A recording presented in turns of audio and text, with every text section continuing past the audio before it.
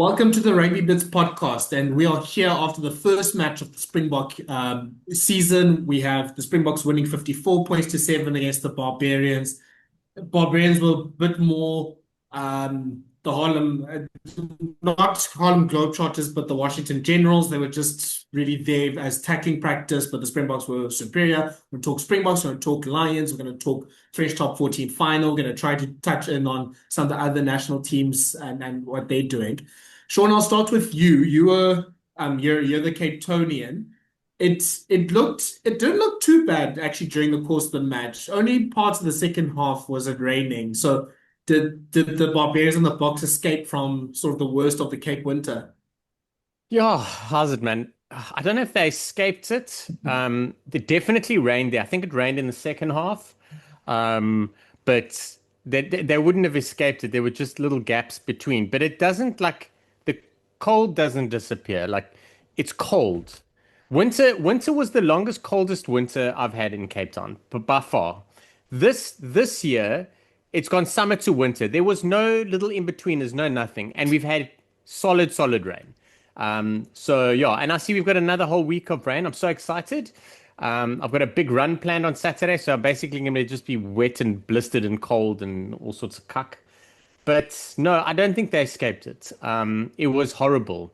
And honestly, the one thing about Capetonians, and it's when winter arrives, everyone disappears for like a month, maybe 2 months, and eventually they start like contemplating murdering their spouses and their kids, and then people start coming out. So they don't like they get banged up at home and they can't do anything because the rain. Everyone's scared of the rain. So that is one of the reasons why it wasn't so full there, Yeah.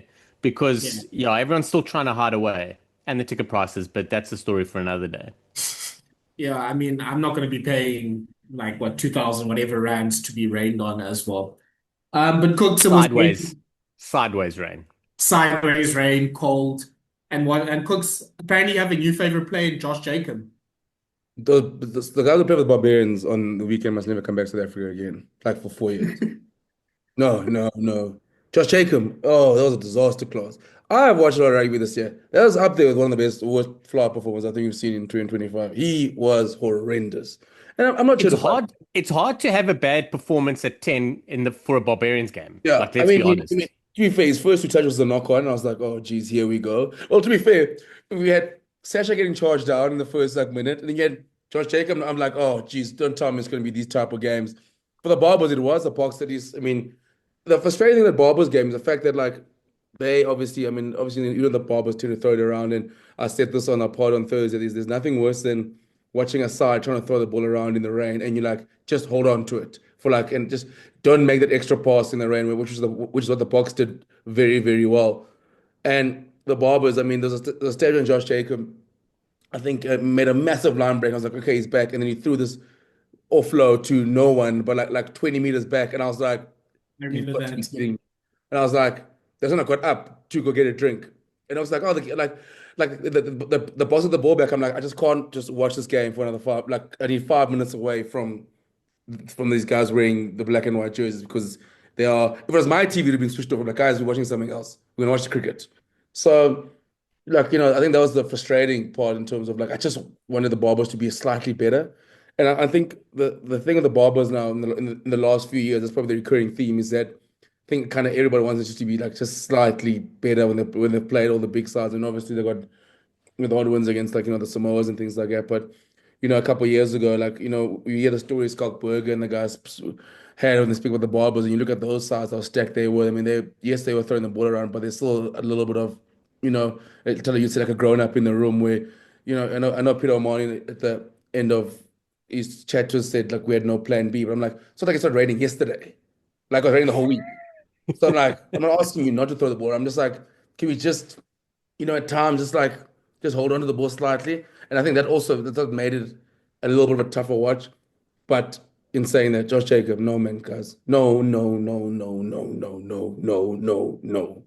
He must he must just I'm willing to keep South Africa out of Super Rugby until he decides to go play somewhere else, like in Japan Wow. or in like we can't see him week to week. No, no, no, we cannot. You We don't can't. want him in the URC, Cooks. then I'll start watching the America's Cup or something else. But I'm not watching it. Like I can't see be in the same competition as him for at least a year. Just I need like to go like a year and a half of no Josh Jacomb. It makes Yeah, sense so why he played for the All Blacks 15 and not the All Blacks side. I was like, oh, makes sense now. I was gonna play All Blacks 15. I see it now. I mean, yeah, boy, I mean, I wish we got Rivers Riano or someone like that. That would have been a bit better, but obviously he was also like anyone. I mean, the way in Cape Town, like, isn't like, I mean, from like Manus Boshoff, like, is he keen? Is he available to do something? There's a few club guys, in Cape Town, like, who's keen to play some rugby. And the worst part, they don't reserve 10, so they couldn't take him off. I was like, oh, this is the worst. I was like, oh, we're being punished. We're being punished with the rain, punished by this guy. Yeah. Oh, Yuri man. Matia could have done a job there, guys. Like, we could have given him something. Sia Masuku is just a flight away from in Durban. Jordan Hendrickson is, Yeah. he was in the box squad. Like, just Like, anyone. I was hoping for here, like, is like Yuri Lin, like Yuri Matia available? Like, please. But to be No, fair, it was. I remember I also asked in the group like who's playing 10 for the Barbos this week when the reserve squad. Clearly, no one was. So no, the Barbarians didn't have a fly off this weekend. A positive note, though, Skalkberger probably put in his second best Barbarians performance of his life on Saturday. Thala, you wouldn't have seen it, but Supersport went with a whole different angle. I don't know if Skalky just, I don't know if he just made an executive decision, but he got hold of the mic and he was having beers in the beer garden. He was just cruising around talking to people in a casual space. It was one of the best performances ever. That segment must stay.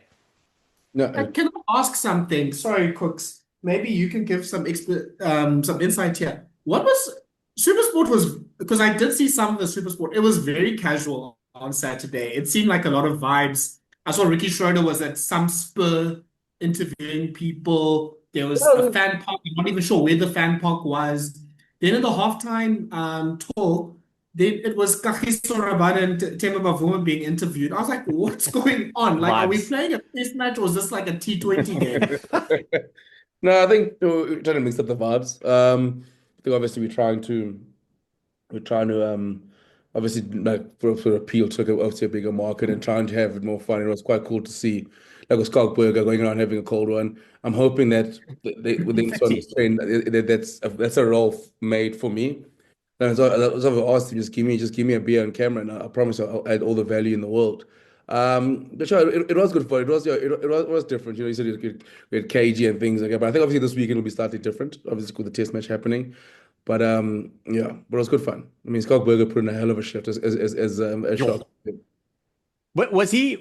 Because I initially thought he was like off duty, but then the more they came back to him, someone's either just said, "Listen, stay with him," or he was on duty and decided, "Listen, I'm going to change things up. You want casual? I'll show you casual." No, I was here for it. No, yeah, I think he wasn't juice, but I think I said to him like we'll give you some beers. As was like, okay, cool, I'm in. Oh, I'll do it for free. I'll drive up from wherever. Do it for free.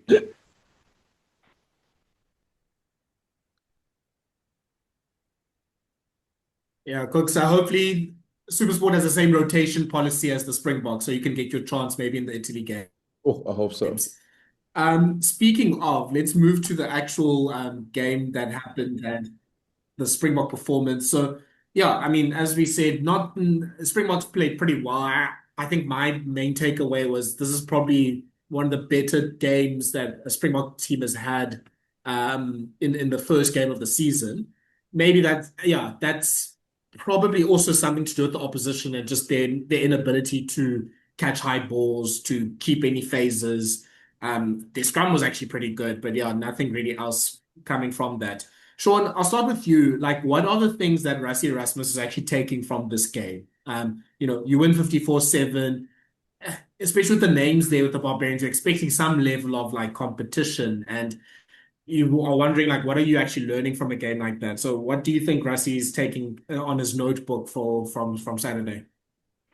Well, firstly, I think to keep a pack like that out of the game like they did, I think is huge. That pack, that pack just looked like hard workers. They looked like grafters. It wasn't like a vibes pack. It was a pack of test players that you expected to really do some really hard work, and they weren't allowed to. It also very much for the Springboks looked like plan your work and work your plan. I think Rassie and co will be very happy with what happened and how it happened. I think a lot of players, I think a lot of players understood that if they're getting looked at, they've got to still stick to what needs to be done. All in all, a very, very positive performance from the Springboks. To not get pulled into the Barbarians' way is big because we all want to watch the Barbarians ball. We also want to be involved in it. But obviously, this is not an end of season game for us. This is the start of a very important campaign. So I thought they did so well. Like it's not what everyone expected, but if you look at it from a test match point of view and for the Springboks preparation and what they want to do for this year, you would probably give them an probably 9, 8, 9 out of 10.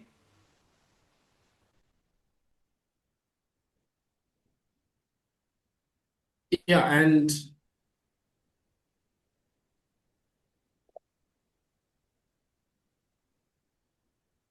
Do we lose Thala then?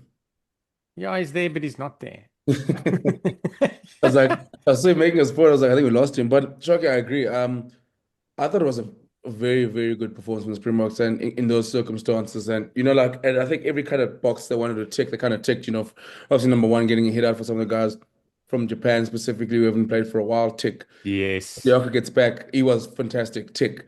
You look at the likes of Devin Delindy who's played for a while.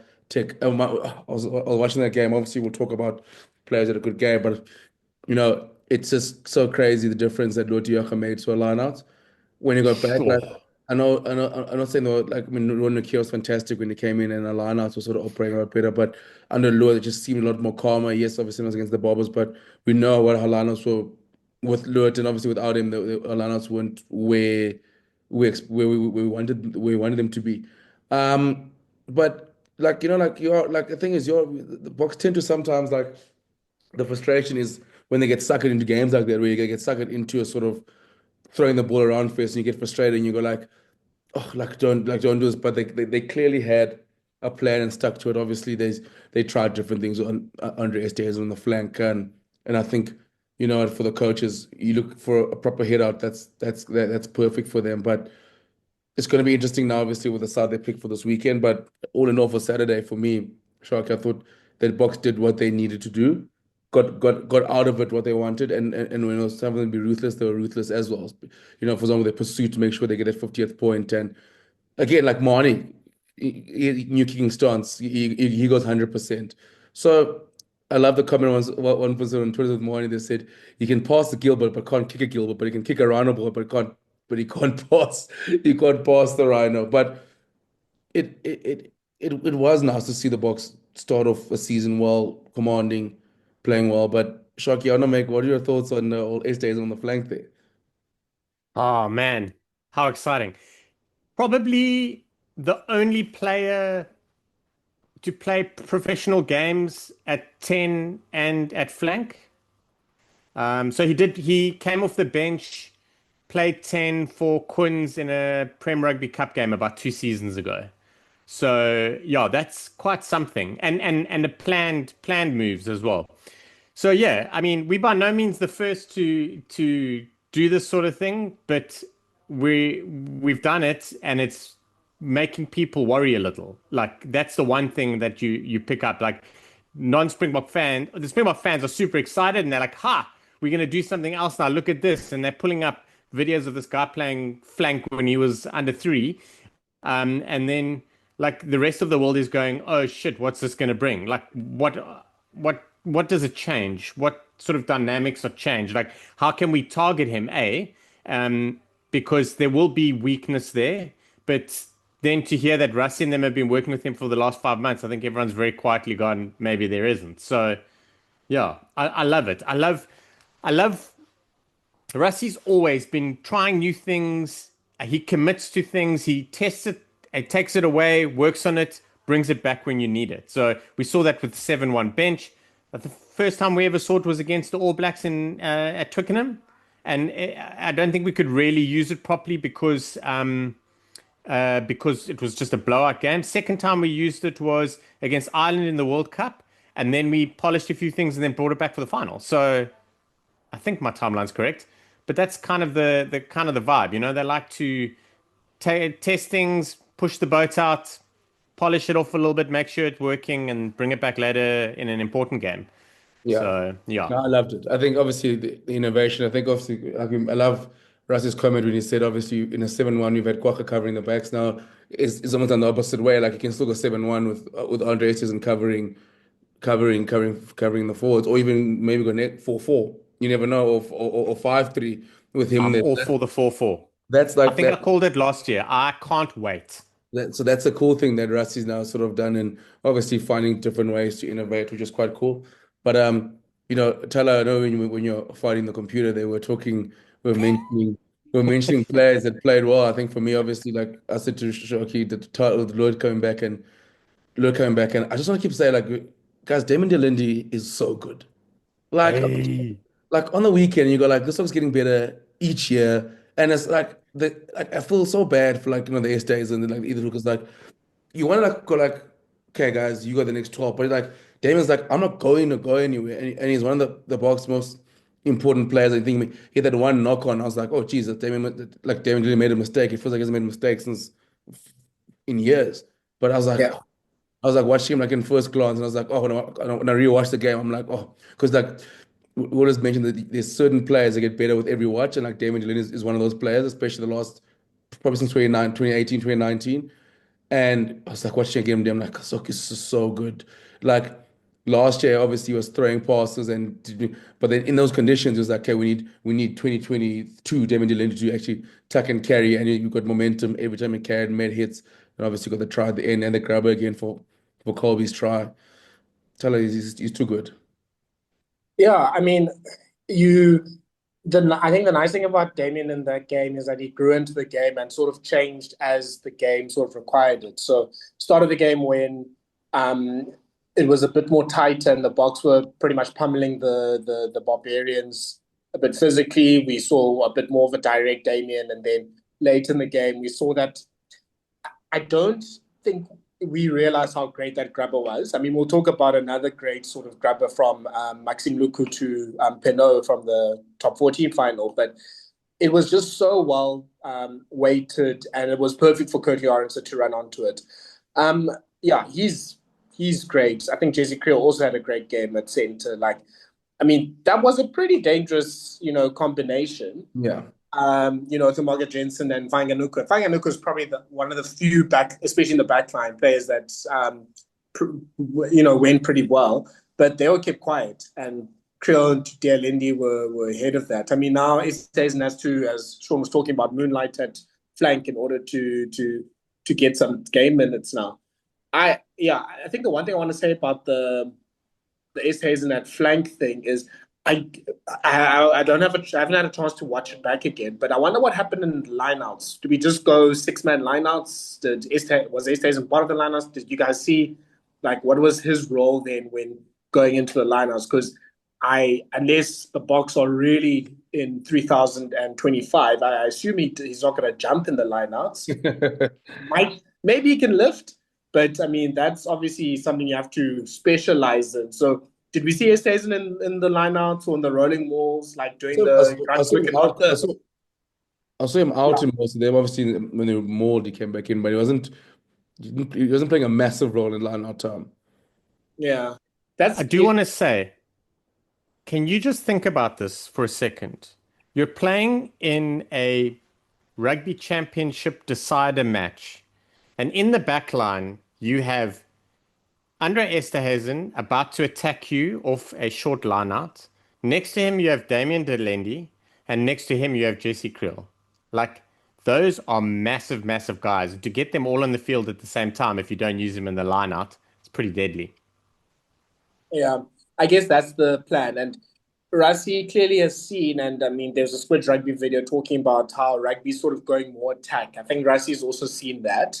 And that's why I think the last season or so, the emphasis has been, how do we do it? How do we go with the ball? How do we sort of test teams with that? Because it's becoming harder and harder for a more defensive team, I think, to win these games. I think it's becoming now you have to score 30, 35 points in order to win big games like we saw at the top 14 final. So, yeah, I mean, that's a great option if you're able to do that. Like, it kind of reminds, I mean, Toulon was doing something similar with Fainga'anuku and Ma'anonu as well. So I think that's obviously a juiced up version of it.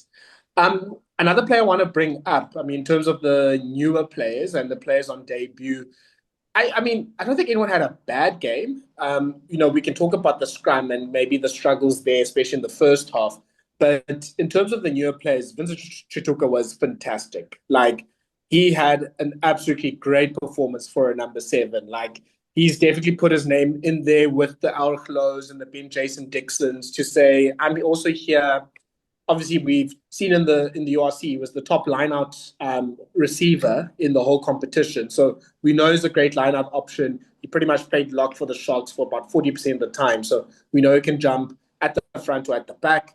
He's great with the rolling maul. He's great in the carry. He halved, I think it was Jacomb, poor Josh Jacomb, but I think he halved him in one of the tackles there as well. Like, he's doing everything you want from a blindside flank. And obviously, he wasn't able to play because of the citizenship and the passport situation. And it's been a debut I think a lot of people have been waiting for quite a few years, and it was worth the wait in that sense. And yeah, I'm very excited for him to have, hopefully he can get a few more Bok caps, especially now with, all the injuries happening in the loose forwards. Like, he's someone that has definitely put up his hand to say, look, don't forget about me when we play, more tougher tests either against Italy or Australia and Argentina late in the year. So he was fantastic for me. He looked so, it looked like it was just another day at the office. And I don't mean that in a bad way. Like, he really looked comfortable, wasn't blown away by the sort of experience of playing for the Springboks. He just went and did his job, did it well, was accurate. He's not going to be a gap filler in the squad moving forward. Like, he's 100% going to be a viable option, and someone that is going to put pressure on a whole bunch of other players because of the options he provides of covering 4, flank, being a line-out jumper. That changes things at 8 for us possibly. We don't have to have a jumper at 8. We haven't had one for a while. I mean, I know Visa isn't really a line-out option, but yeah, he was great. It was so good to see, man. I think that's what everyone was hoping for, just more of the same, and he brought it. I think also for him, you got obviously Eric Lowe out for the year, who's pretty much been the Peter Sefton Toy understudy from last year. And also it does look like Peter Sefton Toy is not available for the Italy series as well. So it's a chance now for Vince to sort of start maybe potentially against Italy as well, because the way he played last week, it's going to be very, very hard not to put him in the side. The way he carried, the way he tackled, and how you mentioned the lineouts. I mean, the lineouts maybe against the Barbos have not looked that smooth for a while. Having Lood back and obviously Vince back and Vince in there. So I think for him, he has a massive chance to get himself in the mix in the Springboks, get himself potentially in a All Blacks test, in a rugby championship test. I mean, obviously, unless the Boks go most at 7, but I think Vince sort of, out of all the new guys, probably sort of definitely stamped himself in the mix here to potentially get more game time at 7 as well, and potentially start. Yeah, I mean, he was fantastic. I think, yeah, he really covered himself, I think, in glory. Yeah, let's talk about some of the other youngsters. I mean, the lineout, as we said, was fantastic. Just to add my voice to the Lood de Jager love, like, he's underrated and sort of one of my, you can't underrate someone if that's your own opinion. But for me, he's one of my favorite Springboks of the last 10 or so years. Like, just the assuredness he brings to the lineout. And obviously, Lood was playing with a bee in his bonnet, like he was almost going to beat up Peter Omani during the game. Like, I love that. Love the aggression, love the carrying, I love the line out. Scrum wise, I mean, we said during the week in the preview, it was going to be a difficult or a bit of a tricky task because the Barbarians picked 4 very experienced props and the Boks didn't have it all their own way. They had scrums where they completely dominated, but they also had scrums where it was a bit of a test for them. So yeah, that was a good test for Nkabaganye, for Neethling, for Shear, and for Jan Hendrik Wessels. I don't think it was, I don't think it was like they lost the scrum battle, but definitely had themselves tested. So, Kooks, what do you think about, how the younger props went, not only in the scrums, but around the field as well? Like, Nkabaganye, I think, was getting himself committed. We saw his Vessels getting a try there as well. And Fouchier's good. I mean, he's really good with his hands. So, I guess a bit of like some good, some bad in those performances for those Yeah. three. I think, yeah, obviously, I think in the scrum wasn't. I mean, obviously, I know that it was nice to see Ox obviously getting penalties. Sorry, first scrum of the day. So it kind of looked like at scrum time will be dominating. But again, I think the scrums were a little bit up and down. I mean, even the way they were blown. But there's also a few things that are blown. As the Barbers game sort of the game opens up, then these things get called as it tends to happen in these games. But I thought Jan Henrik Wessels probably out of all of them probably tick the most boxes. We know what he offers around the park, and he's also got a very good chance to cement that sort of number 17 spot. It kind of does look like that Rassie he's seeing him now as a lucid. I mean, I thought Marnus van der Merwe didn't light the house on fire, but didn't do anything wrong as well. So, and again, I think a game for those guys that they probably need a sterner test like in Italy to sort of see where where their proper ratings are. But I thought Jan Hendrik's Wessels got around the park because as an Argent Klabaganya as well. We know he's going to carry balls, he's going to make hits, and I think obviously like knitting for share as well. I mean the guys, you can see also there's quite a bit of nerves as well. So I think once they obviously spend more time in the system because the best way like knitting for share has got underrated hands and underrated skills. Like he has a fantastic scrum, but he gets around the park very nicely. So I think once Tabakanya also sort of starts getting a hang of the playbook and getting and also the box, also in the players around him, how to use him because the guys will know how to run off him. You'll know okay, cool. You can use Asanati as a carrier who can sort of hit the fly off in the pocket as well. So I thought they came through quite nicely. Again, like Talia mentioned, like sort of up and down, probably or each of them probably like 6.5, 7 out of 10 for each of them. But then I think Henrik Wessels out of all that, I think in URC, funny enough, with him, he showed like the other side of his game, with the scramming sort of side, and on the weekend again showed how he gets around the park. And I'm keen to see. Obviously, I do have a feeling you'll probably be at 17 again this weekend. I won't, especially with Jacomb out. I won't be surprised if Rassie maybe does give him an extended run as that sort of ad prop as well. So I do hope that he does stay at 17 this weekend, and obviously him and Ox, and then or even swap it around. So, but yeah, the youngsters, I thought they came through nicely. But again, probably 6.5, 7 out of 10. Yeah. Sean, we haven't mentioned the man of the match yet, Cheslin Kolbe. I realize that we have gone through. I mean, to be fair, I think it should have been Lood de Jager. But I mean, especially in those last 20 minutes, on social media, people are saying, look, this isn't really not much of a Barbarians match because one, the Boks are taking too seriously. Two, the Barbarians are playing quite rubbish. But at least Cheslin Kolbe brought some Bobos skill and just razzle dazzle into the last few minutes, and he was just fantastic in some of his carries. Yeah, it's kind of like someone on the sideline said to him, "Listen, you haven't hit your numbers. You got 10 minutes left, you know." Um, so good. Our backs were good. I thought our backs were excellent. I thought Kirkley Arendse had a little bit of a scratchy game, but other than that, I thought all of our backs were very, very good, very handy. Um, Chesy was, yeah, man. I don't think there's anyone. In fact, I lie. There are very few South Africans that don't like watching Cheslin Kolbe on form. We've got a couple of wingers now, like that you're expecting to kind of be sort of phasing out of the system that are really cooking at the moment. Cheslin Kolbe pulled that out of nowhere. It seemed like everything was fine, and then he just decided, no, I've got stuff to do. Everyone came here to watch some fireworks. The Barbarians haven't brought it, so I'll bring it. I wonder if So like good. It was but Chucky, lovely. like it felt like maybe like because I mean Kobe was good in the first half. Kurt Lawrence was also very good, and like they were good, like Kobe. But it felt like maybe somebody chirped Kobe and he's like, okay, like now watch. And I was like, for about half an hour, I was like, what is Kobe like? Is someone pissed him off? Because I mean, like, Yeah. because he went from obviously being wild to just went nuclear, and I mean, it was It was the craziest thing. It almost felt like it was like, oh yeah, I forgot I got this. This is my count to my World Player of the Year charge. So let me actually just get my highlights reels up. And then he was basically the best player in the park for about half an hour, and no one could touch him. It was crazy, and he kept getting the ball. That was the worst thing. Like when someone's cooking, you're like, cool, get the ball away from him. We'll be able to manage it. But then they give him the ball, and he's got space, and he's bouncing hookers, like it's South Africa on South African violence. No. But yeah, it's right. Probably Pierre Mahoney maybe didn't necessarily call him a shit Richie McCaw. Maybe he just called him a shit Kurtley Arendse. You never know. Maybe he's spicing it up.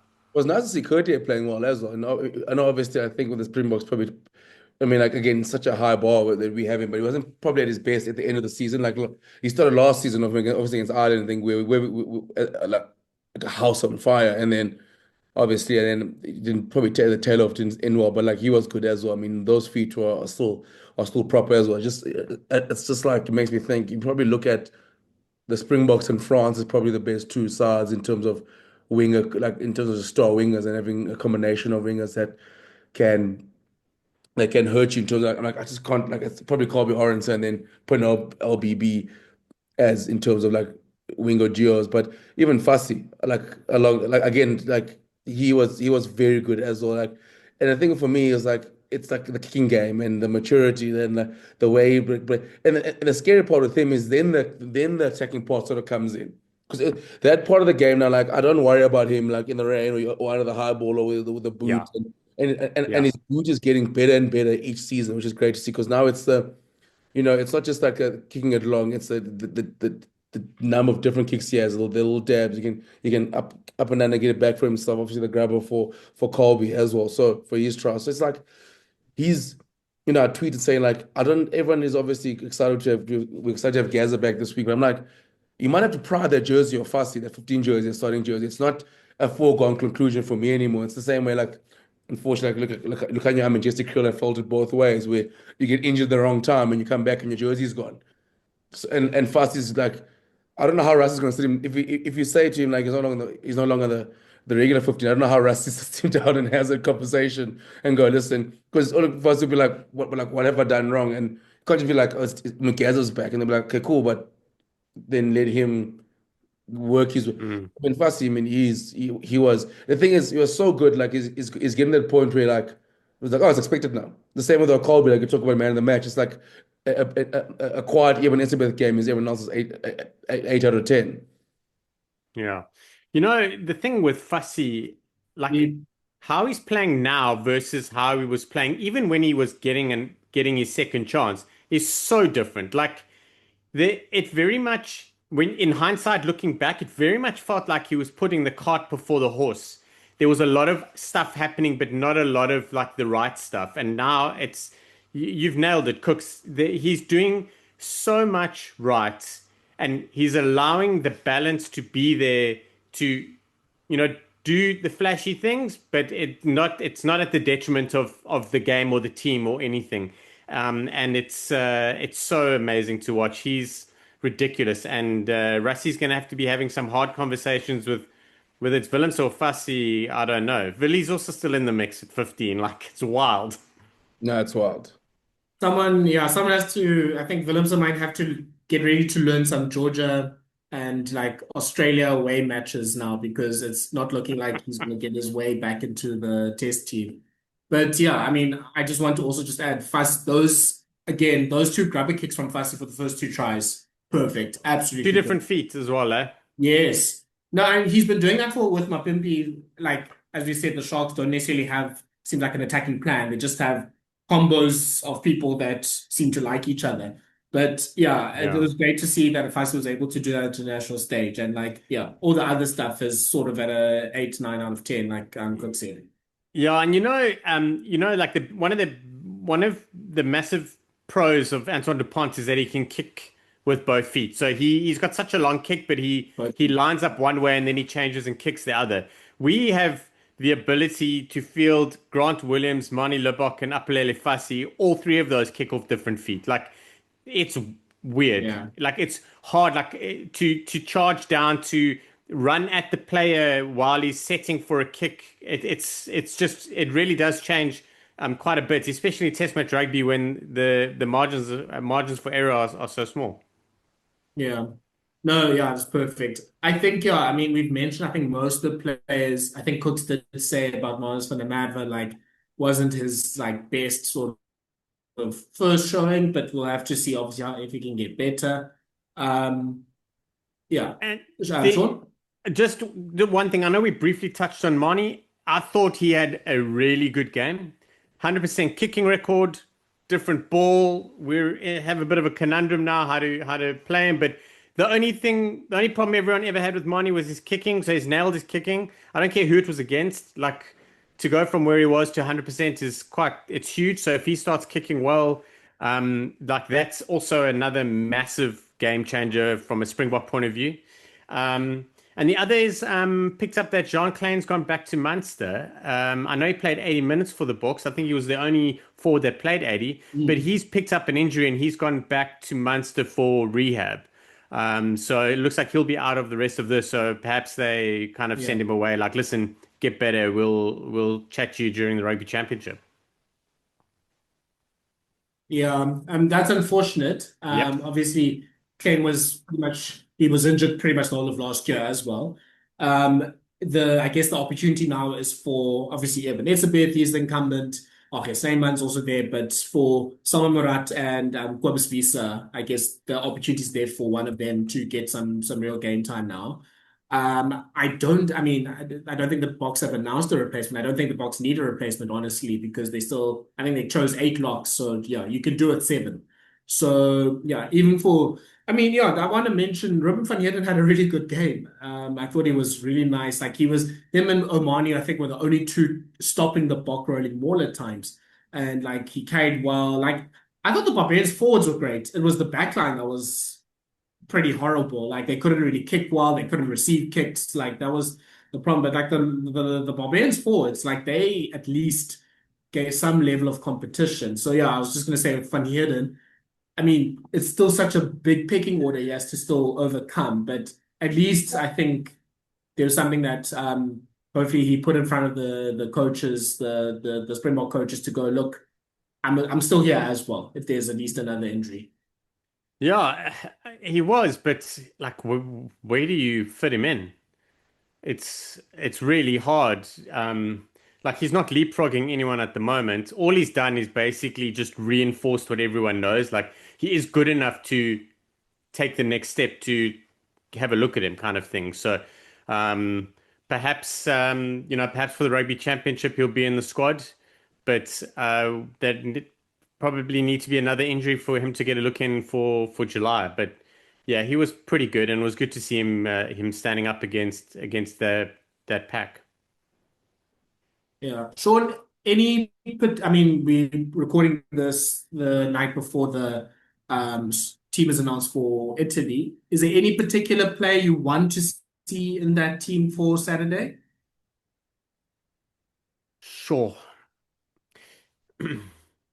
Yeah, I don't know.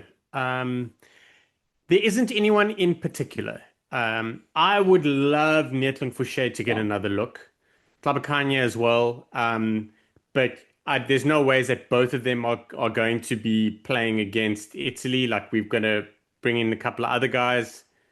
Yeah, it's really hard.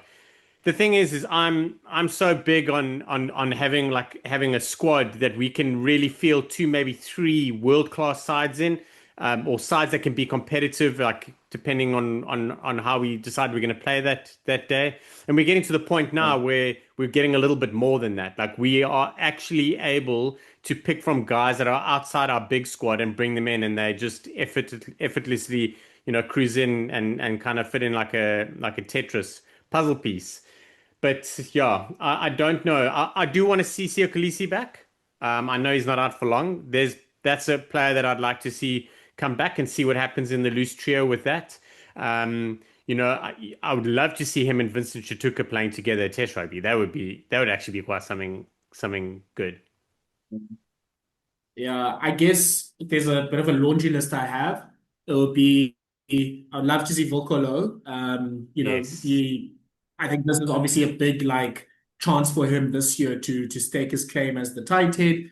I assume it's going to be him and Thomas Ramos playing this weekend. One on the bench, one starting. So this could be a nice run for them. Loose forwards, yeah, I mean, he's been talked about quite a bit, but yeah, I mean, this is also a good opportunity for Evan Roos. So I hope he can also come in. I think Jasper Wiese is still coming back from injury. So yeah, we'll have to see how Wiese goes because Dubrea was fine, I guess. Like I felt like he was great the first 10, 20 minutes and then he sort of faded off and obviously got injured then late in the first half. Backline, wouldn't mind seeing Ethan Hooker in the team. Yeah, I mean, obviously he had a fantastic season for the Sharks. It'll be great to see him. And yeah, if Willems is also available and he can start the game as well, it'll be great to see sort of a different combination of like maybe Mapimpi, Hooker, and Willems in the back three. I think that would be really cool. Yeah, I mean, with all due respect to Italy, I mean, they beat Namibia 72 points to 7. I think the first half was looking a bit shaky, but the second half they really just put the style on and were able to pile up the points. But yeah, Italy doesn't have their full strength first team here. There's some players that didn't make the trip and they're basically resting. So it's not the best got injured. and the top He's Italian not available. Yes, and he got injured like neck and or seemed like a rib injury, sorry, in the first few minutes. That was unfortunate. So yeah, these next three tests are tests where there can be some mixing and matching. So yeah, like you said, Shaun, it's the box on the place now. You can put in a hooker into a more experienced sort of back three and see how he goes. You can put in, Kobus Visa in a pretty experienced tight five and see how he goes. Like we don't necessarily need to have all the youngsters in one game, but you can sort of now just be like, okay, how does Visa do here? How does Murat do here? How does Tshituka do in this game? So that'll be a good combination. But yeah, I mean, actually scratching my thing, Ethan Hooker versus Menoncello, let's see it. He's pretty much one of the form centers in the world right now. So yeah, let's see if Hooker can withstand that test in the 13. I would love to see him at 13. I would absolutely so, yeah, love I mean, it. Shaun, I mean, I think you saw parts of the. Oh, go on. I was going to say, I think you did see parts of the Italy-Namibia game. Yeah, I don't have too many notes on that game. Yeah, I thought the Italian wingers looked quite feisty. Like Odogwu was pretty feisty with ball in hand. Jesse is just obviously very fast and furious. The forward sort of came into the game and they were really obviously putting the pressure on poor Namibia. Yeah, I mean, Namibia in 2 weeks' time, they start the Rugby Africa Championship and the winner qualifies for the World Cup. So Namibia has some work to do, obviously, to prepare for the likes of Zimbabwe and Algeria and teams that are going to be competing there. But for Italy, yeah, I don't think it'll be an easy game. It'll be definitely much better than the Barbarians game. But yeah, it also wasn't like the Springboks will just have to keep their eye on them. But it's also not, yeah, I don't think it's going to be the hardest games in the world too. No, I couldn't watch too much of it. Had a bit of I was watching it on the World Rugby on Rugby Pass thing, and it kind of broke off, so I bailed. But it was Italy was starting to run away with it, and I kind of lost interest. Thought Ross Vincent, like just really hardworking. We've seen it week in and week out for Exeter when he plays. Seb Negri was also a machine. The guy just gets better and better. So yeah, I'm bummed. I'd love to see a full strength Italy, but it is what it is. We just need to go out and give them 70 and just make it one of the biggest swings ever. Yeah, shame. Let's see. I mean, at least they had the Namibia game just to at least ease him into this tour of Africa for them at least. Yeah, I see Arjan Boyson for Namibia had beat 5 defenders and had 2 turnovers. So yeah, really good match for him. And yeah, so and Gacheko, the flank also had 2 turnovers, so they did pretty well for Namibia. Divan Berger was a good carrier. So yeah, I mean the raw materials are there. We'll have to see and just we'll see when those games come about how the Rugby Africa Championship goes on. Because yeah, won a short place, and then the second place team will go to a repechage tournament. So there's a lot to play for in that tournament. Jess, let's shift gears to the British Lions. They played against the Western Force on Saturday. They also won 54 points to 7. Kooks, I'll start with you. Yeah, I guess similar to the question I asked Shaun about what is Andy Farrell taking from this game. Force did sort of compete quite well in the first 50 minutes, but yeah, I think there was like a 15-minute period for the Lions where they really lifted a gear defensively and in attack, the combination plays, and they put the distance between them and the Force. I mean, I think the big takeaway, Finn Russell, wow, cooked in when he was on. My guy was on fire. I mean, I think for me there's probably the three biggest takeaways in terms of position I mean, Sione Tupilude at 12 was fantastic. I mean, obviously Bandiaki is going to get his chance on Wednesday. I thought once he moved to 12, he was good. Um, Guys, Elliott Daly is gonna get a test cap. He was brilliant again, and he's one of those guys that just does well on a tour like this, and also like the experience, the calmness. Especially when playing at 15. So it's a massive test now for Hugo Keenan, who's getting his first crack for the season now. I mean, for the tour now on Wednesday. Blake Kingon is coming over soon as well. So I mean, A Daly was fantastic. Mac Hansen is cooking as well. Mac Hansen was very good on the game, and he was good against Argentina off the bench and now as well. So it's going to be very interesting. So the cool thing is now Sharky and I was speaking off air about how awesome the Lions series is, because now you got a Wednesday. Now Wednesday you sort of got to keep an eye because Freeman's getting another chance. Bandiaki's at 12, and it's him and Hugh Jones to see how they go together. Interesting. I see Finn Russell's obviously is playing as well. You could have told you Cheslin. The pack is probably close to what we probably see in the first test from the Lions, but you look on the weekend. I mean, Thomas Williams probably. My heart breaks for him because he was good again, and now obviously he got injured. So the Lions, I think, they've gone off to a nice start on their tour. They've got Henry Pollock. He looks every bit of a superstar in terms of someone you actually want off the bench. Like, I mean, you mentioned throwing him off there, coming in at 8, and just one, he's probably going to get in a fight with somebody because he's probably got the most punchable face in rugby at the moment, and he's not going to and he's not going to be all humble and be chilled about it. I thought he was good as well. So it's a lot of interesting conversations for Andy Farrell. Obviously, the tests are still quite some time away, but I mean, I just thought like you'll be happy to get to that first game. I thought even like Marcus Smith came on, he looked nice when he came off the bench. But I think in those key positions for me, like you look at, especially in the back, say 12, 10, 12, 15, 14. Guys, I mean, Sharky will carry on about Elliott Daly. I thought he was close to being the best player on the park on the weekend, and it's just and now what he's doing is definitely putting himself in a mix for a test jersey, especially the Lions play 6-2. Yeah, so this game was this game changed everything for a number of reasons. But I just want to chat about the way I was listening to a podcast, and they actually really made a very, very good point.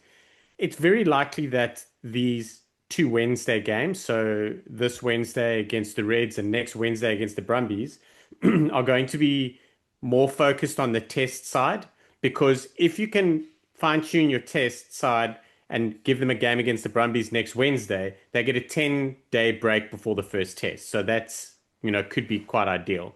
So there's that. The other thing, I was quite interested. I thought the front row didn't get the kind of dominance that they were expecting early on. So that was interesting for me. It was a little bit shaky. The other thing is Joe McCarthy has played himself into the test side because he was excellent. And it's something that I've seen in him, and I really do think he's a good player. But he only plays it in the test for one reason, and that is because Andy Farrell's going to have Burn at flank and offer another line-out option, offer another big carrier. I don't see Farrell going with 3 open side flankers for all the test matches. So having Burn on the side means McCarthy can play. I don't think Burn benches unless they're gonna bench him because he covers 4 and flank. So there's that. Interesting, Josh van der Fleer, relatively quiet, but put in the most tackles, just dominated the game. Like he's a very different kind of open side flanker. He really just gets through a hell of a lot of work. So there's very interesting decisions that needs to be made by Farrell. Pollock interests me. He's a good player. He he does a lot of the quiet stuff. He's happy to get stuck in with everything. You know, he's always got a wow moment in the game, at least one. So there's a good chance of him finishing the year with more Lions tests than England tests under his belt because there's a good chance of him actually being on the bench. I don't see him starting, but there's a good chance of him being on the bench. Thomas Williams, Finn Russell were great. I'm gutted for Thomas Williams. Thomas Williams was getting test match rugby for the Lions this year. Whether he was starting ahead of Gibson Park coming off the bench, he was going to play because he has been that good. Like he was just accurate. He was out of the way. He was like Apelele Fassi. Like he was doing all the right stuff, and then when the opportunity arose, like he hit it hard. I'm very interested in the midfield. I think the balance of Tuipulotu and Ringrose is excellent. I think Ringrose defensively, that he's got shoulders like boulders. He's guaranteed like 2, 3 dominant tackles a game. He shoots up, the system suits him. I thought the balance would be good. But Hugh Jones is the best attacking balance for Tsione Tuipulotu ever. And people don't often notice it, but Hugh Jones is the key to Tuipulotu really cooking, and that's because of what Jones runs, how he runs. He's got a great eye for a gap, and so there's interesting balance there. That back three, I thought Lowe was excellent. I would start him above Duan van der Merwe in a test match in a second. My feelings on Duan haven't really changed since the last Lions tour anyway. Mac Hansen, probably one of the best get yourself out of shit second halves I've ever seen in my life. He just that was the rugby version of batting yourself back into form in a test match. He had a very shaky first half. He made quite a lot of errors. Like he made a lot of errors, and then second half he came back hard. And Elliott Daly, man, what can I say about him that we haven't said? Like he's excellent. He's got to get test match rugby for the Lions. He covers 3 positions with test match quality, and you don't get that often. He hardly makes an error. He almost always is going over the advantage line or giving someone the ball to go over the advantage line. He creates something. So, yeah, they're gonna. I'm can't wait for the rest of this Lions tour just to see who he names and who else performs. But I'm excited. What I'm very excited for as well, I think obviously with the way the Lions attack, obviously we know that with Andy Farrell, quite a few of the players do come off 9. With Gibson Park, they sort of does showed a lot of responsibility, and it's quite interesting to see him splitting that responsibility. And obviously with 9 and 10, obviously Thomas Williams is a different 9 completely to Jason Gibson Park. But I just thought, for me with Thomas Williams, what makes it so interesting is that you can almost, which I'm so gutted for him because you're giving him almost that running ability wise, and Finn is sort of taking short and most responsibility in terms of running the shape, and then Williams was such a massive threat in his running game as well, and obviously he's playing good rugby. But listen, Ben White is a hell of a replacement. Probably Ben White he was probably the second best 9 going into second and third best 9 going into in terms of format, but obviously he was playing in France, so that's why he wasn't picked initially. But I'm just very interested now when sort of Finn Smith plays on the Saturday to see how that side and how they'll play. Obviously, it's horses for courses now with Andy Farrell now, because I think his bench becomes very interesting. Because I love the point you make, Sharky, about which I didn't even think about at all, like playing the test side on a Wednesday compared to the way that the probables on the Wednesdays are compared to Saturday, especially when you look at the previous tours where you kind of have the better unions playing on a Saturday. Now you've got the Force goes on Saturday, but you've got the Reds and the Brumbies midweek, where you kind of probably want to have a stronger side and a stronger head out, obviously, in that week, and then maybe you sort of see from there, like especially if you've got the 10 days to sort of put your test side through the ringer. But it's going to be interesting on this Lions side. I'm very keen to see how they attack sort of gets better and better because they've got such different type of players. Like Ringrose is a complete different type of center to Tuipulotu. Bundy Aki is a complete different type of 12. Maybe you're right. Maybe that is the balance they actually need. Where how does Hugh Jones look at with Bundy Aki, who does have a passing game, but not as good as Tuipulotu, but he's but so many better ball carriers than Bundy Aki. So I'm keen to see how that balance comes out. I'm keen to see how he goes with Hugo Keenan at 15, and then you've got it feels like the first time they're having a fullback playing for the whole tournament side. Obviously, Daly plays everywhere. So I'm keen to see how Hugo Keenan goes. And that interesting thing is for both of them is Hugo Keenan obviously has been struggling with injuries. Blake King has also just got back on the park. So for someone like Marcus Smith, or Elliott Daly, that 15 jersey does come up for grabs because you do need Oaks who are playing, and for Blake King on the Mac, and for Blake King when Hugo Keenan, they've got to find form quickly. And because the way Daly's going now, it's going to be very hard to keep him under the 15 jersey. I just want to touch on that point you mentioned about Gibson Park and him running the game. You must know that Ben Spencer runs the game for Bath, and it really suits Finn Russell. So we are in for something if Gibson Park and Russell start gelling. It's going to be quite dangerous because it really does suit Finn Russell's game. Like he can lead a game, but Finn Russell really excels when someone else is there to lead it with him, does a lot of the grunt work, and then when it's on, they just need to know to send it to Finn. So that is definitely something to watch this weekend. The other thing, at 12, I don't think 12 for the test match, I think that is one of the very few, not very few, but I think it's one of those open positions. I think it could be Aki, it could be Tuipulotu, and no one has really put their hand up properly and said it's mine. Yeah, I think that's also a consequence of obviously Tuipulotu wasn't maybe as good as maybe Farah maybe hoped for in that Argentina game, but he was really nice here. Yeah, but I think the more impressive center in that game was Ringrose. I think Gary Ringrose really put his hand up on Saturday and Jeez, he's big really on showed defense. like what he can do. Yeah, just such a beast defensively. Maybe you don't have the same things in attack, but when you're marking down either Ikitau or Swahili, like you need someone that can just chop them down, and that's what Ringrose can do.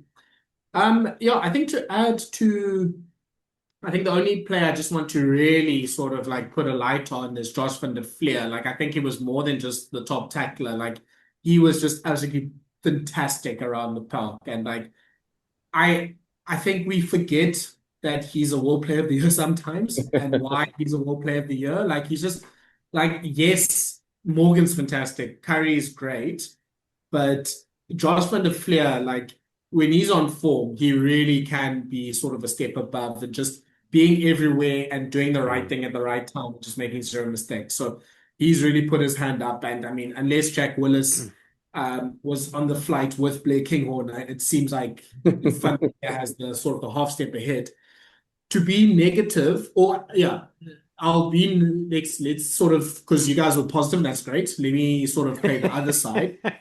The starting front row was bad, but that's also because I think the Western Force probably had one of the better scrums the Lions will face. So I mean, I think that is a black marking as Tide Furlong, who doesn't really look like he's at like the 100% that he was maybe even in 2022. He's still looking like he's kind of battling for form. And Piers Kuhlman, unfortunately, he really struggled against Ollie Hoskins. So he's also probably now at the back of the queue for the loose heads. But on the other side for the Force, Tom Robertson, he really puts his hand up there as someone that could be in the 23 for the Wallabies. So small battle between him and James Slipper for that number 17 jersey. Tom Robertson came out today saying he'd give his left ball to get another Wallaby cap. Not fair enough. Fair enough. And he might have to do something like that because he can play tight head. And it seems like Taniela Tupou is, he's had a weird season. He's been having a bit of a crisis of confidence. Like Tupou and Fulham are like almost in the same place. Like they just almost their own reputation at this stage because they're both like you almost like okay if Fulham turns it on or Tupou turns it on, but he's not been good he is terrible for the War Trials this year. Like to the point now he's gone to France. But I mean, you think Tupou like he'll be the X factor, but I think Tupou himself might struggle to get in that test side. Because I mean, he's been released to play for the Reds. Maybe he's been released for me to play for the Tars. So Yeah. you think is he released because maybe like Contract. the contract, or I mean, He or needs a big game. He needs he's a a big big game, I think, on thing. Saturday. The only way you're probably gonna get back is you want to get back inside. Like, you need to prove it and have a big game. He's got to have a big scrum. I think he has relatively good games. Like he's got to have a big scrummaging game, which is just not something that he's not that he's not wired to do, but it's not his focus. So that's you're 100% right. Like he has to scrum them off the park. He needs to basically ox them. Yeah. I mean, I think he's going to get, because I love the point you made, Sean, about sort of the test team playing on Wednesdays. The other big reason for that is if someone's in concussion protocol, if they have 10 days to recover, they can likely recover if it's like a level Ooh. one, level two as well. So instead of them playing Saturday, even though that means that they're not going to play that RZNZ team, but as we saw, these composite teams, they're not built like they used to now. I think teams are just too well coached. Like that's not really a concern for them anymore.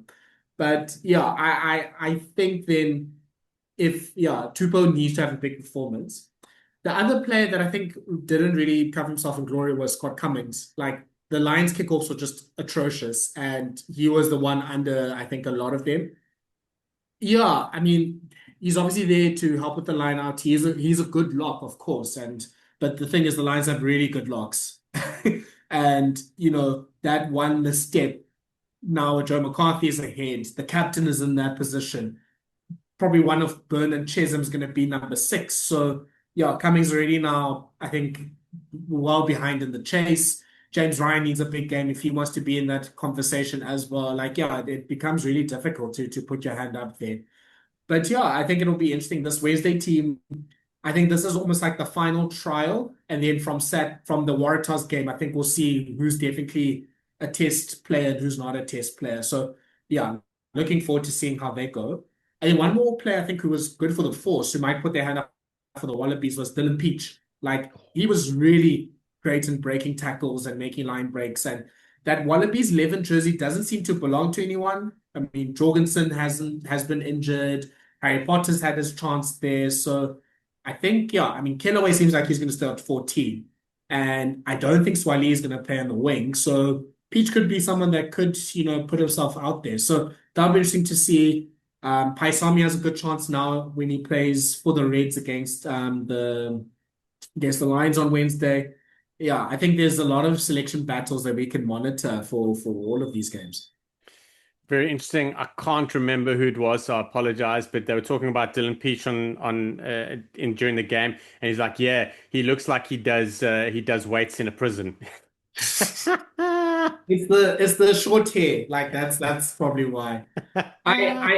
Kooks, I need a comment on the big collars on that Western Force jersey. They were ridiculously Yeah, I big. mean, like I'm all in for a collar on a jersey. Like, can they borrow us half the color so we can put it back in the box jersey? Like, also for half the color, and it'll look half decent. I agree with you. Like in terms of Australia's got a lot of because I do think that Ikitau plays 12 and I think Swahili plays 13. Because the thing is, the interesting thing, and you look at a Squid Rugby video a couple of weeks ago, you look at the way Tom Wright's kind of played at 15 for the Brumbies in a more sort of playmaking role, and maybe that's what Joe Schmidt kind of wants from Tom Wright, because it's kind of hard to as good as Swahili was at 15 for the Waratahs, he's not Tom Wright at 15 just yet. And Yeah. I think Kellaway offset 14 is fantastic as well. Then obviously it's a fight at 11 with Pietsch, and I thought Pietsch did well at the end of year tour as well. So I think for them now is, I mean, obviously the question for them is obviously 10. Are you going Donaldson or CEO or Liner at 10? I think obviously that's a tough one, but I think 12, 13, and sort of 14, 15 kind of answers itself. And as good as the Lions, I mean, backline is, I think that's where from 12 to about 15, I think the Wallabies maybe not for like class wise can match them, but if the Wallabies turn it on, if all those players turn it on, they're in for an absolute cracker. And important, like you said, if the likes of Furlong and guys like on scramming well, and and so they can find something up front, it becomes a different type of series. So I'm very, very keen to see how the Hunter Paisamis go about it because they could make things awkward on Wednesday. Could like saying, listen, we still in the mix. I'm still a Josh Fluke fan. I'll never give up on him. So at least for like Bundy Aki and Hugh Jones, that's a big test. It's a nice test for them Yeah. it's a nice one for us neutrals to watch as well. Yeah. So that's Wednesday at 12 o'clock, Lions versus the Reds. Yeah, it probably, yeah, I think the Reds probably have the strongest team like out of the players available because yeah, they've gotten also some Wallabies back. Let's go to the top 14 final. Yeah, it's weird that we have to talk about it third because it was probably one of the best games of the year. And that's Toulouse winning after extra time, 39 points to 33. We call it, Thala. Um, We called we it. did. We We did. called it.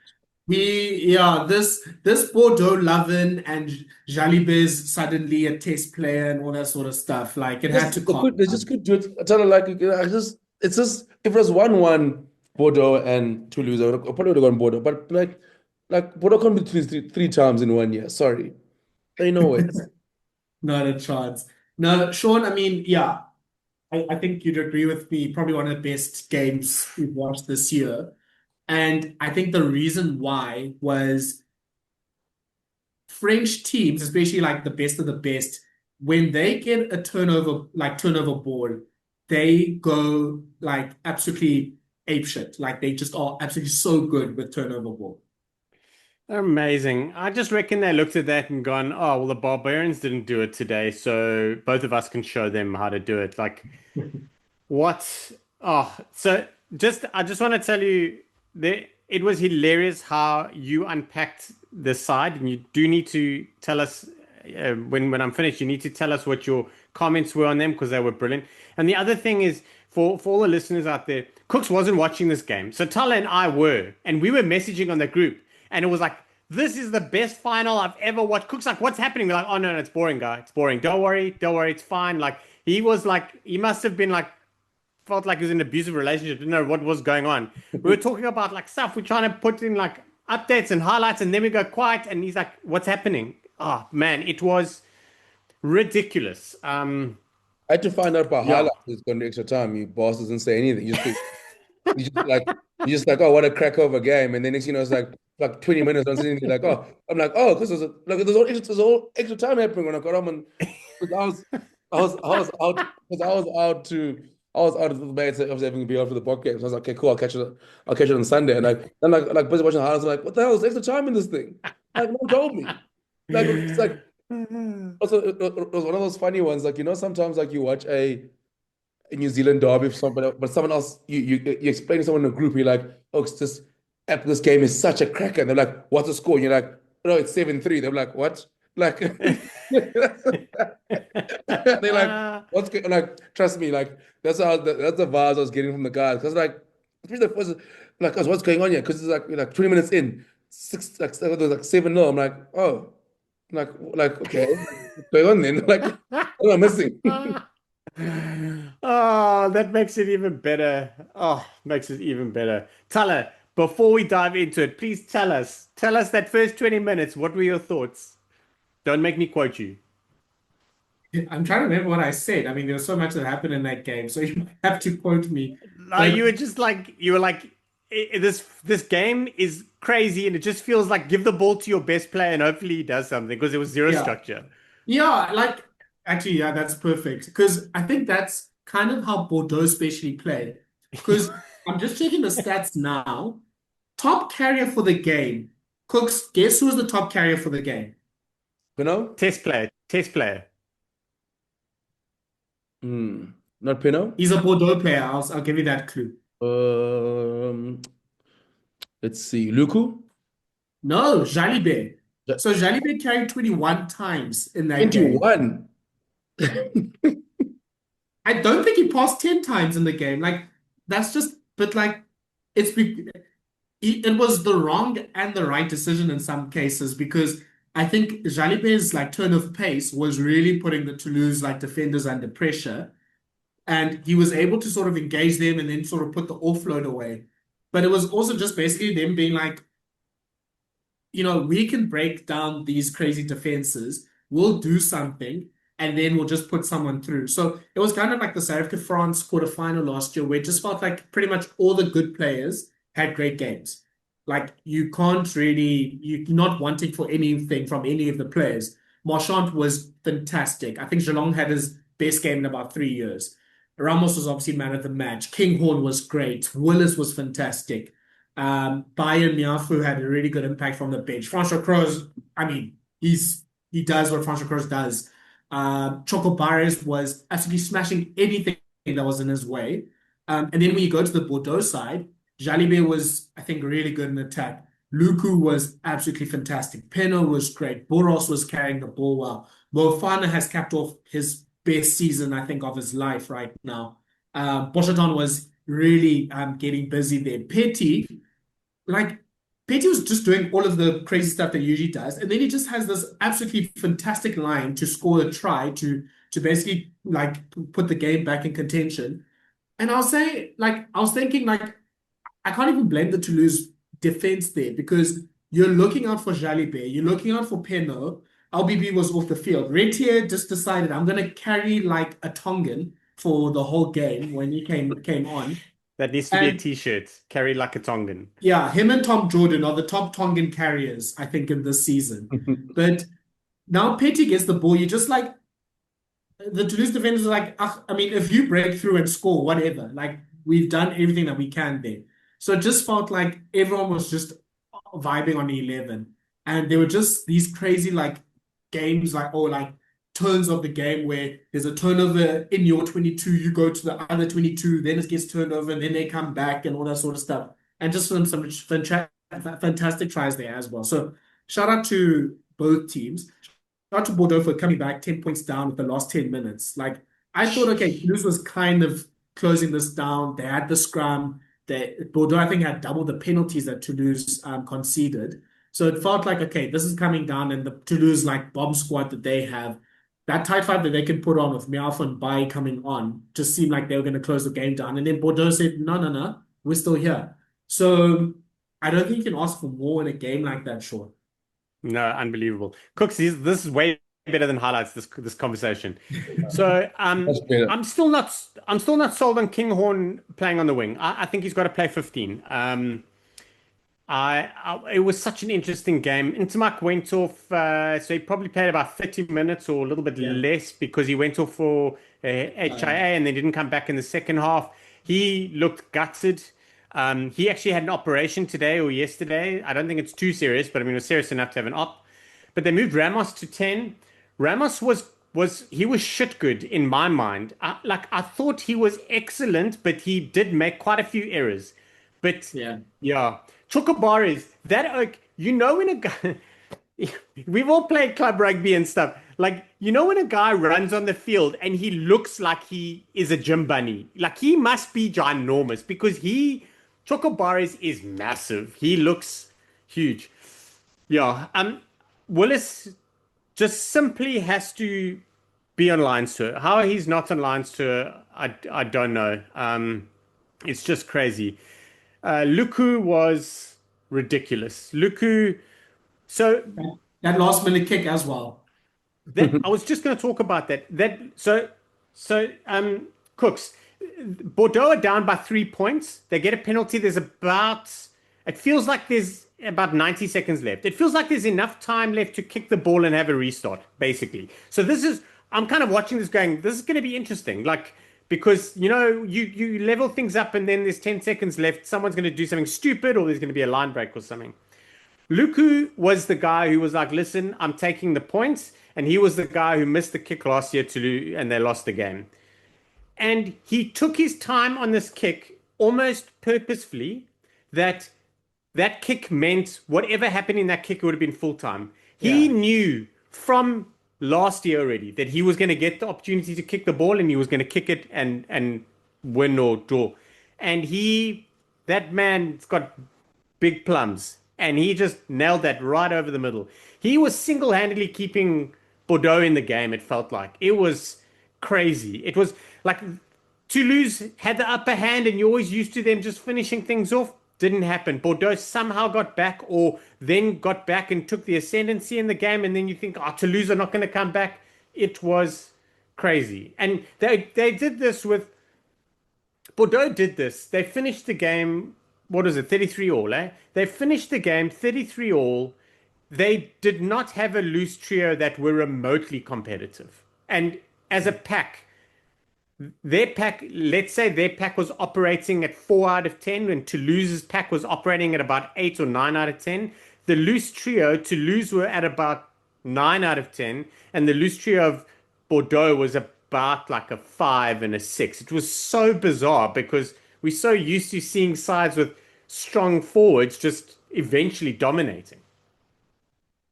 Yeah, you know what? Like, yeah, I mean, I guess the one disappointment in terms of the bigger names was Marco Gazzotti. Like, obviously, it's his first final, the young boy. Like, I am such a big fan of him, but he was just not, he just didn't get into the game, unfortunately. So he was not great. Pete Samu, the last few minutes, like, he almost won the game for them in some ways because he just got like some key clutch like turnovers and penalties and all that sort of stuff. Like another person that needs to be on a flight to Australia. So who's in this flight to Australia? It's Kinghorn, it's Willis, it's Pete Samu, just to make sure they get to the different teams. Willis Yeah. Willis is on a flight to probably Fiji through Australia. Australia is the connecting flight. Yeah. We need to get those really good players there. And then Shaun, I think the one thing I was gonna just mention was I think for Bordeaux, unfortunately, I think where they lost this game was just like they just weren't getting like we talked about the loose forwards, but I think also just up front they just weren't getting as much as they maybe wanted to from sort of the front row. So we can talk about this interesting rule that I found out about this weekend about the top 14 with the you can make 12 changes. But with with Tamifuna and Falatea, I don't think they were as good as they could be. Porot was not as good. So Aldegheri was getting, all he wanted in the scrums the first half. Merkler was really good.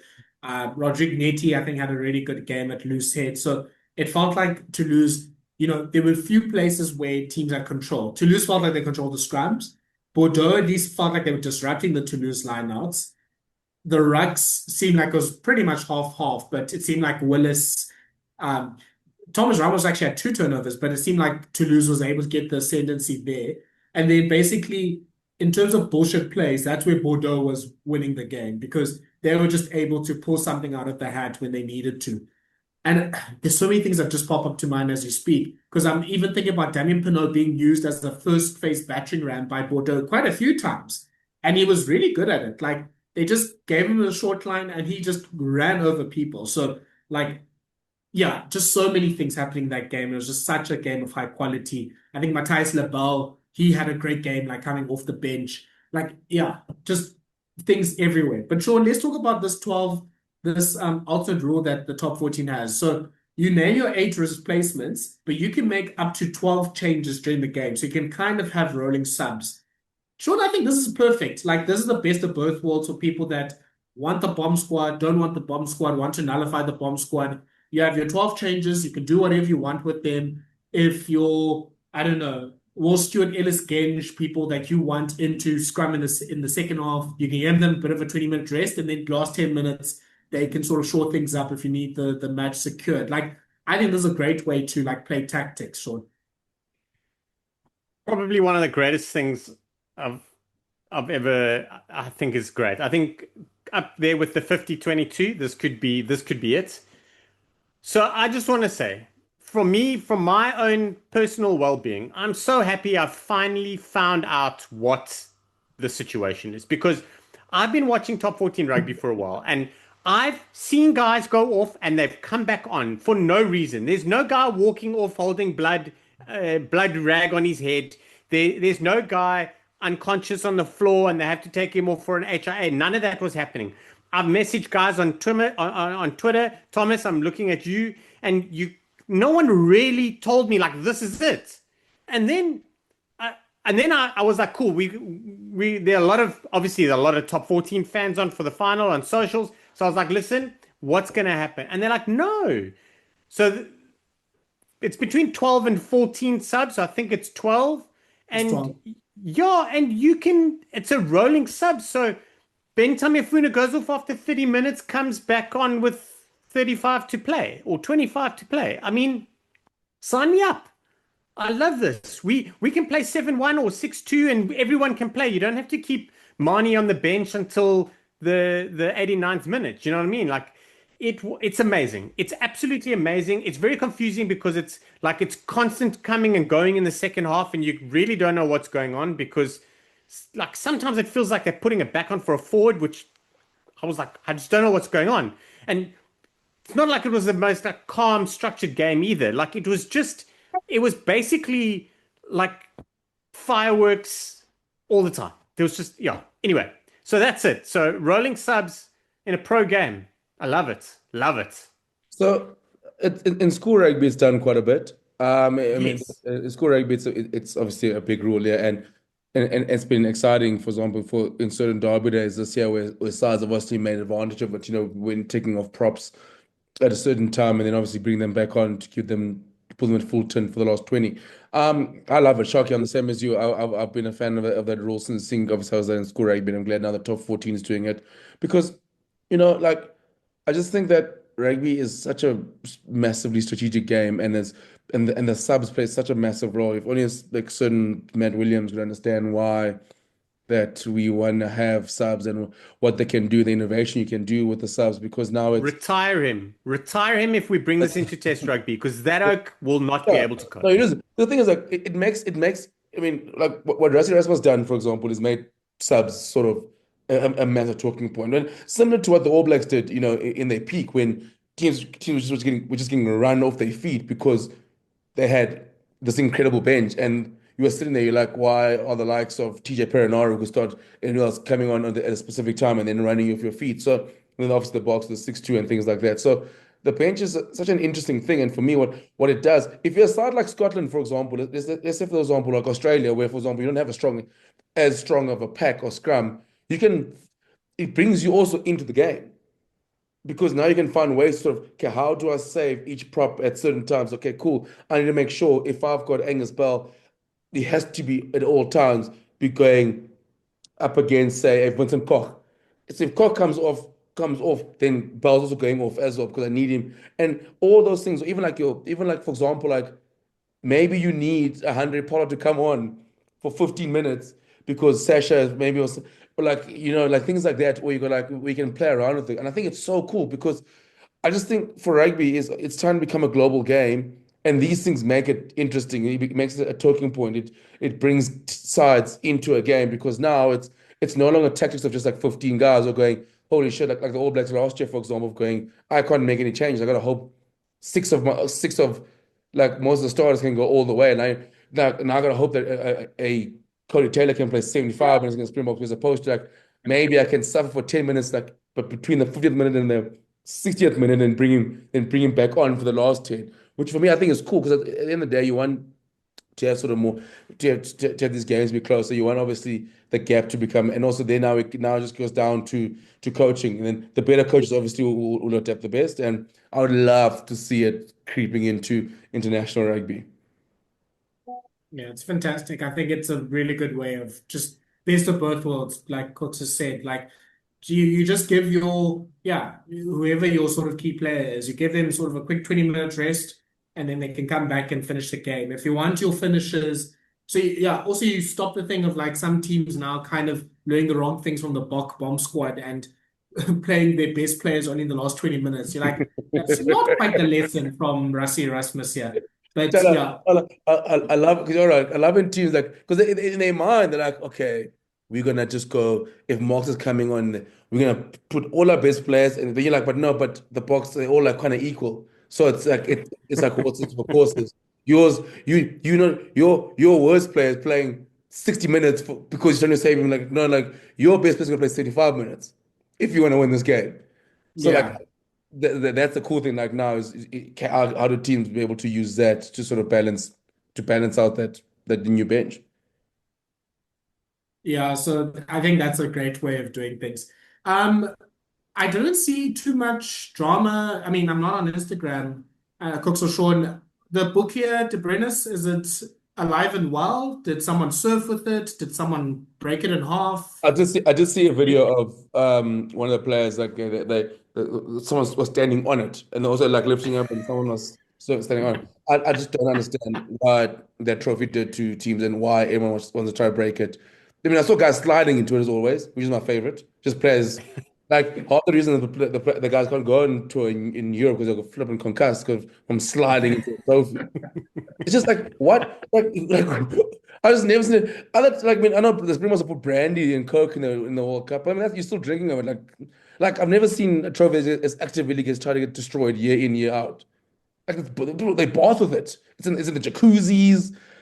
It's used as a weapon. It's used as a weapon. It's used as a surfboard. Surfboard. Yeah, it goes through a lot, that poor trophy. It's Gents, too big for its own good. That's the problem. Like they need a small trophy where you can't do much damage to it. It's just too big for you to carry around normally. It's what does it say on Step Brothers? It's got room for activity. So much room for activity. yeah. No, yeah, like I don't blame the players because, like you said, Kooks, it kind of looks like a surfboard. Like it's big enough for that. Like you can have a meal on that thing. You can throw it around in the park. You can slide and You slip can on have it. a meal while surfing. There's many things you could do with the book here. So yeah, maybe it's for its own good that Damien Penaud didn't win it because he will absolutely break it in half. Like that man, I mean, I think he dropped the Six Nations trophy a few years back. So yeah, he's like out of all the risky characters in French rugby, he's the one least to be trusted there. I think we can just quickly touch on Kooks. Maybe you need to tell me about this. I thought the junior Boks were bad. How did they beat the Wallabies 73 points to 17? And Wallaby saw they beat them in PE. Yeah, I don't know. That's just it is so wild. But I mean, it's a perfect start for them. I think maybe this is what happens when they don't play in winter and they actually play in heat. That's maybe what they've been lacking for the last couple of years. That's we solved the baby box issue. It's not the lack of game time for the under 20s. It's they just needed to play rugby in the summer. That's all There's they an need to under do. 18 tournament happening in South Africa. I shit you not. The Irish under 18s are on their way down to play Yeah, like a they're tournament. coming for So, the international series, which is going to be so great. SA Rugby managed to get their dirty paws onto a rugby tournament for juniors anyway, in the shitting down of rain. I I just see that I'm just trying to get his name. Guillermo Mento, he had Yeah. 206 meters carried.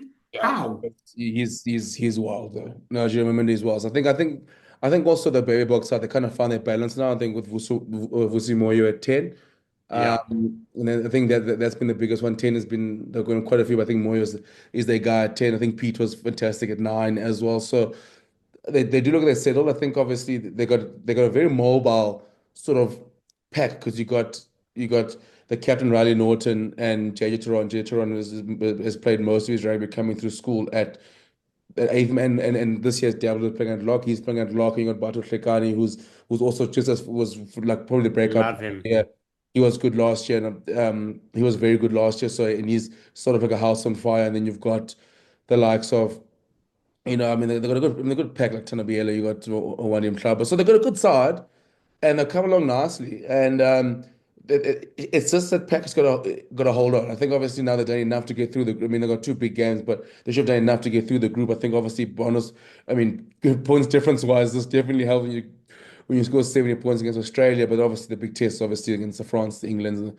New Zealand didn't look as good, but yeah, I think Baby Box is a good start, and let's make sure that Thala, you are weather guy in Italy. You're going to make sure that the weather stays at 40 degrees for them. Oh, don't worry about that. It's going to stay 40 degrees for the whole tournament, I'm sure. Like I mean, these poor under 20s, like the likes of Lekani that have played two tournaments, you play in a swimming pool and now you're playing pretty much in a sauna. So yeah, you're not getting perfect rugby conditions either way, essentially. But yeah, the heat's going to stay here. I mean, in terms of the other results, so England and Scotland are other pool mates. England beat Scotland 56-19. So yeah, obviously that game against England on Friday is massive. That will probably decide the group. France beat Spain quite well. Ireland actually had a pretty close game against Georgia, so that was good that Georgia's quite competitive. Argentina beat Wales 34-27. And New Zealand, yeah, not by a lot. They beat Italy only 14 points to 5. So yeah, this looks like it's going to be quite a competitive under 20 championship. I guess England and France are still the favorites. But yeah, we'll see how it goes. And yeah, South Africa obviously have a big chance to make an impression in that game. I think, yeah, I'm trying to see if there's any other sort of news. I see Tamati Williams is also withdrawn from the New Zealand squad, so George Bauer's in there. Yeah, the last time George Bauer was playing for the All Blacks, he almost got Ian Foster fired. So yeah, this first test on Saturday is going to be spicy. That's all I'm going to say, because it's not as strong as I think the All Blacks would want it. So yeah, they'll have to sort of work around that. Just remember, Australia's playing Fiji on Sunday. So yeah, make sure you do wake up at 5 a.m. for that Sunday morning game. Kooks, I know that is something you usually fight the Wallabies about, but I'm trying to give you fair warning. I mean, shame. I can't fight them because they're playing against Fiji. It's a Sunday. Hey man, Australia, I'll give you a break this time as long as all the test matches are, playing the right time. Then I'm gonna play Fiji at one in the morning. Then that's on you, I guess. I just like it's kicking off at 1:30 in the afternoon on a Sunday. Like that doesn't what was it, 2 o'clock? It doesn't make sense to me. But I think test matches start either at 5 or at 7. Even 3 o'clock. 3 o'clock is a middle term, not like 1:30. Oh, hey, sorry. Hey. Well, I'll watch. I'll record it and I'll watch later. I'm not gonna. But I'm not trying to make me an angry person. Kooks' truce lasted about 6 minutes and then he turned back. But yeah, very quickly, games this weekend. The Lions are playing the Reds on Wednesday and the Waratahs on Saturday. We've got Test match rugby back. We start the Māori All Blacks hosting Scotland on Saturday morning. Then Japan hosts Wales. I think we're calling this El Crapico. Wales need to win this in order to stop their losing streak, and Japan are obviously also desperate for a win. Then it's New Zealand versus France at 9, South Africa versus Italy at 5, Georgia hosting Ireland at 7. That'll be quite interesting. And then Argentina, can they back up their big win against the British Lions? They host England at 9 o'clock. And if you're interested, USA is hosting Belgium Sunday morning at 1:30 as well. And then Sunday, just for Kooks, is the Australians hosting Fiji. So lots of rugby to look forward to. Yeah, gents, I think we have a Springbok team that will probably be announced tomorrow. Yeah, we'll see. Maybe we can have a preview maybe later in the week once all these teams come out, and then we can just talk about that. I think let's just end it there. So great. Thank you so much for listening to this episode of the Rugby Biz podcast. Please follow us on our social media channels to get any sort of updates and news on what's happening in the rugby world. There's under 20 World Cup, there's Test rugby, there's a Lions tour, there's a lot to keep up with. You have to see all the squad changes and call-ups and controversy. So that's the place to go to. And then, please watch this podcast, like, share, and subscribe to this podcast, either on Spotify or on YouTube as well. You can watch our lovely faces. We are doing our best to also keep well groomed for the Springbok season as well. Like, we're trying to do our best to give you something to look at here as well. So do watch us on YouTube or on Spotify.